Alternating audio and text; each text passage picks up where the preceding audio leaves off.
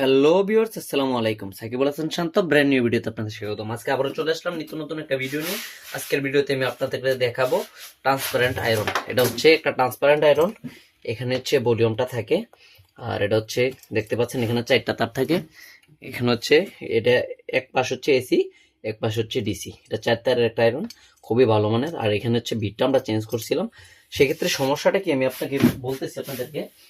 সেক্ষেত্রে হচ্ছে আমি দেখতে পাচ্ছেন এখানে একটা মোটা কেবল নিয়ে নিলাম, আর আয়রনের সাথে যে কেবলটা দেওয়া একটু শর্ট এবং কি একটু চিকন দেখতে পাচ্ছেন, অনেকটা ডিফারেন্স হচ্ছে তারটা। সেক্ষেত্রে হচ্ছে এই কেবলটার কারণে হচ্ছে তাতালটা হিট হইতে সময় লাগে এবং কি এই যে আমাদের ওয়্যারটা এটা গরম হয়ে যায় প্রচুর পরিমাণ। এটাকে হচ্ছে আমরা চেঞ্জ করব। আর দেখতে পাচ্ছেন এটাতে অনেক সার্কিট আইসি বিভিন্ন জিনিস দিয়ে এটাকে স্ট্রং করা হয়েছে। এটা হচ্ছে অটো অফ হয়ে যায়, ওভার হিট হয় না। সেক্ষেত্রে হচ্ছে কাজ করে একটু শান্তি পাওয়া যায়। তো আশা করি বুঝতে পেরেছেন। আর এটার যে ফুললি বডিটা দেখাচ্ছি, আমি খুলে রেখেছি। এটা হচ্ছে ট্রান্সপারেন্ট বডি। এখান থেকে হচ্ছে লাইট জ্বলে, এটা দেখা যায়, ফুল সার্কিটে দেখা যায়। এটাকে আমরা এখান থেকে ওয়্যারটা তুলে তারপরে হচ্ছে ওয়্যারটা করব। আর আরেকটা বিষয় আমি আপনাদের কাছে শেয়ার করতেছি। সেক্ষেত্রে আপনাদেরকে আরও একটা ভিডিওতে আমি দেখিয়েছিলাম যে এটা অনেক বড় একটা আয়রন। এটা হচ্ছে 200 ওয়াটের একটা আয়রন। এখানে দেখতে পাচ্ছেন এখানে 220 ভোল্ট, তার 240 ভোল্ট, এটা 200 ওয়াট। এখানে হচ্ছে আমি আরেকটা থেকে মার্ক করে এটা নিয়েছিলাম, ওটা হচ্ছে 20 ওয়াট লেখা ছিল। এটা হচ্ছে স্টিকারটা একটা ফালতু স্টিকার দেওয়া, স্টিকারটা আমি নিজে দিয়েছিলাম। হচ্ছে 200 ওয়াটের একটা আয়রন। এটা দিয়ে কিভাবে কাজ হয় আমি আপনাদেরকে দেখাবো। এটা হচ্ছে ফুললি গরম হওয়ার পরে আগুন ধরানো যায়। এটা দিয়ে একটু সময় নিতে হয়, আমি আপনাদেরকে দেখাবো। আর এটা এখনো গরম হয়নি। এটার ওয়েটও আমাদের চেঞ্জ করতে হবে, একটু সময় নিয়ে এগুলো আমরা করব। আজকে ওইটা কাজ করব। একটু হিট হওয়ার পরে আমি আপনাদেরকে দেখাবো কেবলটা কিভাবে চেঞ্জ করব। কেবল চেঞ্জ, এই যে এটাও হিট হচ্ছে না শুধু কেবলের কারণে। দেখতে পাচ্ছেন এত ভালো আয়রনের ভিতরে একেবারে পাতলা তার দেওয়া আছে। এটা আমরা পরবর্তীতে চেঞ্জ করে আমি আপনাদেরকে দেখাবো। এটার ভিতরটাও আমি আপনাদেরকে দেখাবো যে ভিতরে কি পরিমাণ ওয়্যার দেওয়া আছে। সেটা আমরা চেঞ্জ করার পরে আমি আপনাদেরকে সম্পূর্ণটা দেখাবো। এটা হিট হচ্ছে, এটা হিট হতে হতে আমরা অন্য কাজগুলো করব। অন্য কাজের ভিতরে যে বিষয়টা, আমি বিভিন্ন সমস্যার কারণে ভিডিও পারতেছিলাম না, ভিডিও করতে পারি নাই।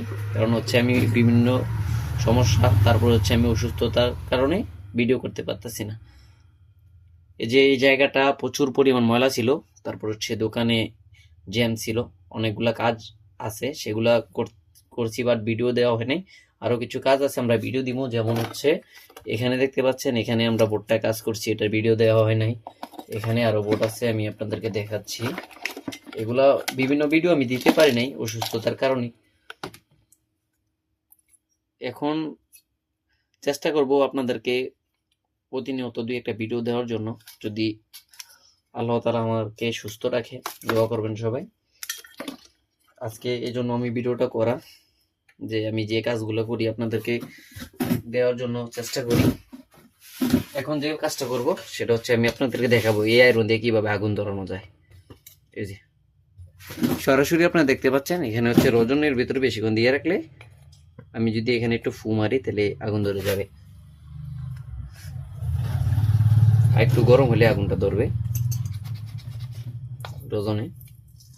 এটা সে পরিমাণ হয়তো আপনারা আগুনের সিল্কিটা দেখতে পাচ্ছেন আমি আপনাদেরকে লাইভে দেখাচ্ছি যে কিভাবে এটার ভিতরে আগুন ধরে যায়। এখন যে কাজটা করতে হবে, আমাদের যে ওয়্যারটা ঝালাই করতে হবে।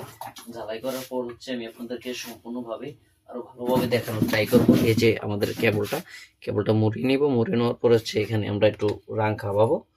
রাং খাওয়ানোর পরে দেখতে পাচ্ছেন কিভাবে আগুন ধরে গেল। এখানে হচ্ছে আমরা এখান থেকে রাংটা ভালোভাবে খাবিয়ে নিব।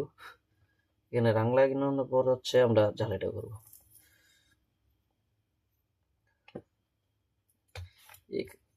এটা দিয়ে কাজ করা দেখতে পাচ্ছেন এই আয়রন গুলো খুবই রিস্কি কাজ করা লাগে। প্রয়োজন না হলে সবসময় ছোট আয়রন দিয়ে করার চেষ্টা করবেন আপনারা। আমরা হচ্ছে বিভিন্ন চার্জারের ক্ষেত্রে এটা ইউজ করা লাগে বাধ্যতামূলক, বাট এটা খুবই ক্ষতিকর একটা জিনিস। কোনো কারণে এটা রেখে কোনো জায়গায় যাওয়া যাবে না, লাইনটা দিয়ে দুর্ঘটনা ঘটতে পারে। তো আমরা সবসময় চেষ্টা করি আপনাদেরকে সতর্ক করার জন্য, কারণ এই বিষয় নিয়ে আমরা সবসময় কাজ করি। আর চেষ্টা করব আপনাদেরকে দুর্ঘটনা থেকে বাঁচিয়ে রাখার জন্য। সবাই দোয়া করবেন আমাদের জন্য, যে প্রতিনিয়ত আপনাদেরকে নতুন ভিডিও দেওয়ার চেষ্টা করব আমরা, এবং কি নতুন নতুন আইডিয়া পাবেন আমাদের থেকে। কারণ এটার সাথে আমরা এই বিষয়ে আমরা সম্পূর্ণ কাজ করি, কারণ কোনটা ভালো কোনটা খারাপ এটা মোটামুটি বুঝি, ওই পরিমাণ বুঝি তা না, আমাদের যারা ওস্তাদ আছেন ওদের থেকে আমরা বিভিন্ন জিনিস শিখার বাকি আছে এখনো। এটা হচ্ছে আমরা দেখতে পাচ্ছেন ঝালাইটা করে নিলাম, সেক্ষেত্রে এখান থেকে আমরা ঝালাইটা নিব, খুলে নিব, খুলে নিলাম। চাকারের মাধ্যমে এটাকে সম্পূর্ণ পরিষ্কার করে নিতে হবে। দেখতে পাচ্ছেন চাকা নিয়ে নিলাম, হিট বেশি, এটা বেশিক্ষণ রাখা যায় না। চাকারের মাধ্যমে আমরা এটা পরিষ্কার করে তারটা লাগাবো। তো সেক্ষেত্রে প্রতিবার আমার একটা ভুল হয়ে থাকে, এবার আর এই ভুলটা করবো না।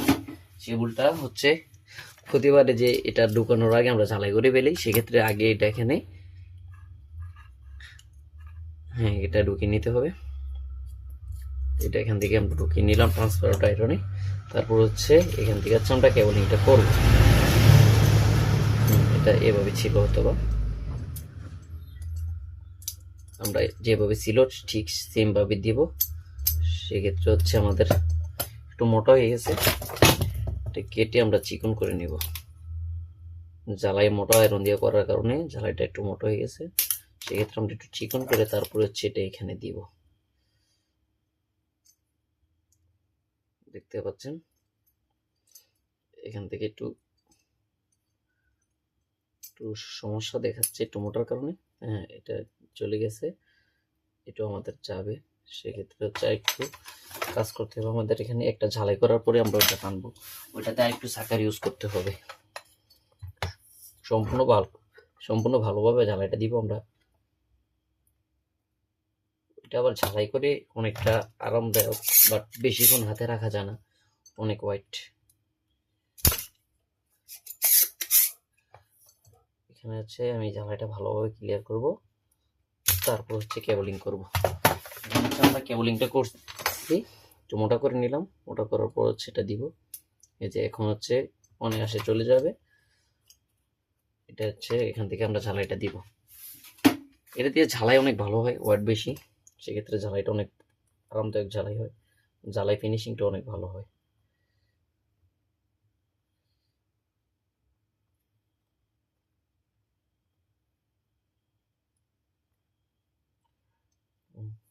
একটা কাজ করতে একটু সোজা করে দিলে হয়তো আরো ভালো ঝালাই নেবে।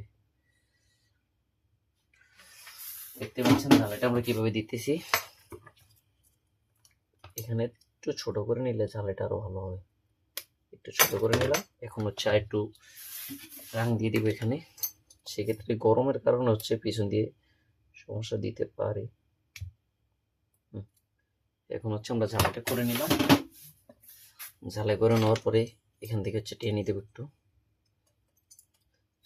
ঠান্ডা করতে হবে, এবং কি এখান থেকে কেবল যেটা পুড়ে গেছে সেটাকে আমরা কেটে, নরম হয়ে গেছে এটাকে ফেলে দেব। তারপর হচ্ছে এখান থেকে কেবলিং করব, এখান থেকে কেবলিং করব। একটা বিষয় ট্রান্সপারেন্ট, তারপরও এটা আমি নিজে ইউজ করবো, এটা তো বিক্রির জন্য না। সেক্ষেত্রে সবকিছু আমরা ওয়াশ করব। এখান থেকে ওয়াশ করার পর হচ্ছে এখানে আমরা টেপিং করে দিব। এখানে একটা সাথে যাতে একটা না লাগে সেক্ষেত্রে একটু ওয়াশ করে নিচ্ছি। ওয়াশ করা শেষ, এখন হচ্ছে আমরা একটু টেপিং করে দিব।